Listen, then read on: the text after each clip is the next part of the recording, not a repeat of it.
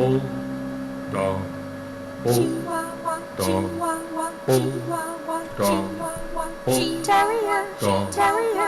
terrier, terrier. How much is that dog? Terrier, the wee terrier, terrier, the white terrier, terrier, terrier. How much is that dog? So I worked at Community Access as a Director of Advocacy and Public Policy for about 8 years. The office that we're in right now is part of the New York City Department of Health and Mental Hygiene, and I'm the Director of the Office of Consumer Affairs.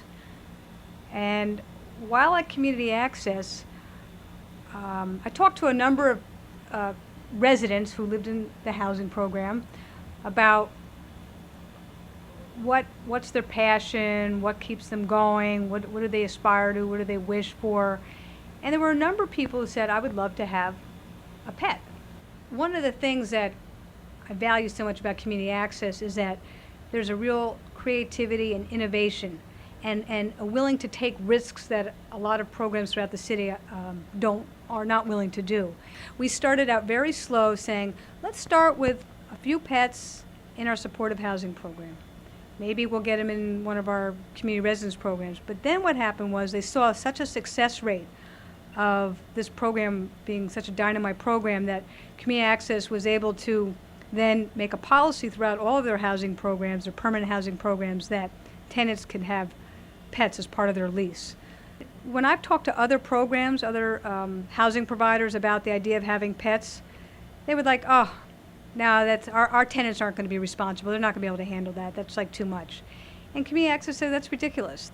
This is really important to people's growth and health, and just like we're trying to encourage other kinds of independence, why wouldn't we bring in a natural support? This is a total natural support, which I think that our system does not focus a lot on natural supports. We focus much more on mental health system support, which a lot of folks are tired of. They've been through the system. They don't want it anymore. What could be more refreshing than having a pet to care for? I was in the shelter for about 6.5 months. I went into this program, the mental health program, inside the shelter, excuse me. I was looking for some type of housing, and they had hooked me up with a residence in Community Access. After the residence, they put me into scattered housing, which helps to prepare to live on your own.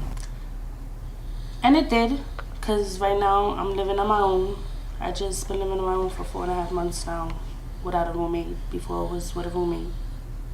And now I have Wendy. She's my partner. What's your dog's name? Wendy. Someone gave it to my mother, and from my mother, she was brought down to me. Mm-hmm. But we take turns. There's days that she stays with me, and there's days that she stays with my mother. She also gives my mother help. She also gives your mother help. Okay. What do you mean by help? Like doing the dishes and stuff? No. Like she, because you have to take her for a walk Right. a couple of times a day. It helps my mother to move Right. her legs, her circulation, and her blood. So Wendy actually helped everybody. So it helps her to get exercise? Right. Same thing with me. I never really got out much until I got hurt. I was afraid of crowds, traveling, doing anything. I have bad anxiety. So once I got hurt, it took its time, but little by little, just me walking her around the corner helped me to get out more and meet new people. A dog that helps you meet new people, you socialize with other people. If you're a person who don't trust no one, you can learn to trust people with a dog. It's a great opportunity to integrate in the community. A lot of consumers have been in the system feel very alienated and isolated and very stigmatized. So if you walk out with a dog and you go to the park, you're just like anybody else. Access Houses is a house with the house tenants with mental illnesses and dual diagnosis, And I'm allowed to have an animal, I take care of him. And if I'm in the hospital, like I've been in the hospital, they be going back and forth to the hospital. The residents take care of him. And they love to take care of him. He loves everybody.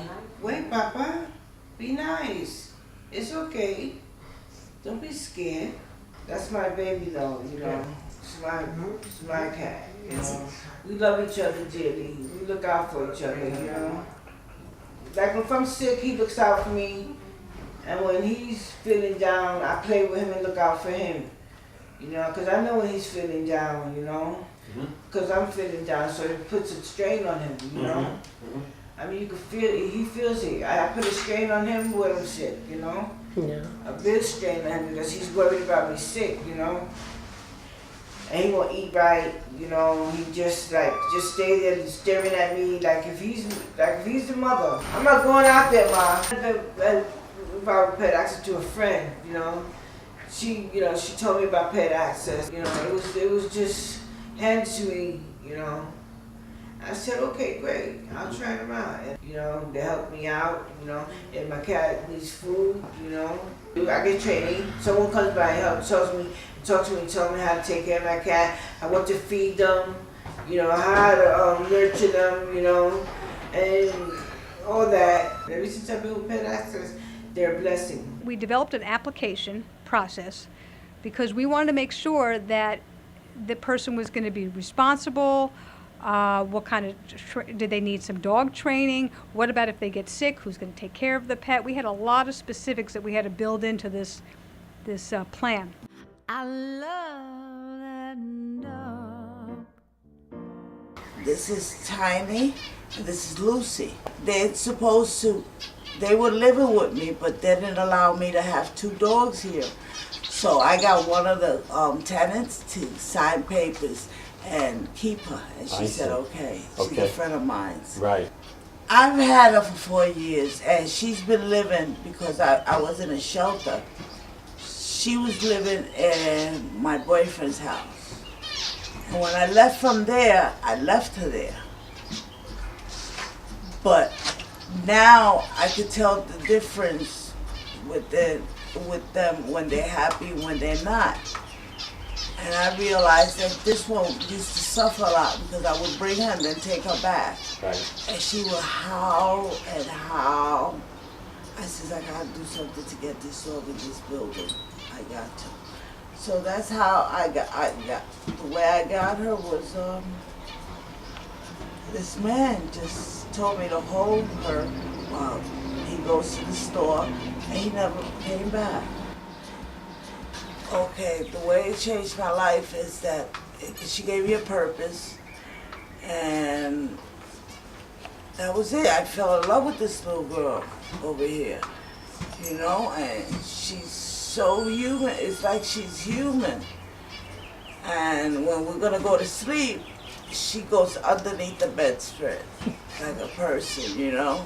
It's crazy, but it's like that. She changed my life. She really changed my life. It was something else. It was really something else because I was in a real depressing stage in my life. You know, I had a bad relationship with a guy that was, you know, violent. And he would hurt me all the time. Angel? And when I got the dog, it was great. Because she gave me a purpose to be somebody, you know. She needed me, and I was there for her. And we went through everything together, me and this little one here. How did Community Access come to be involved? Oh, they're great. They're great with me. They've been through what I've been through, they've been through it too. They were very caring and loving at the same time. They really, yeah, they were there for me, definitely. I don't have no complaints. They're always there for me.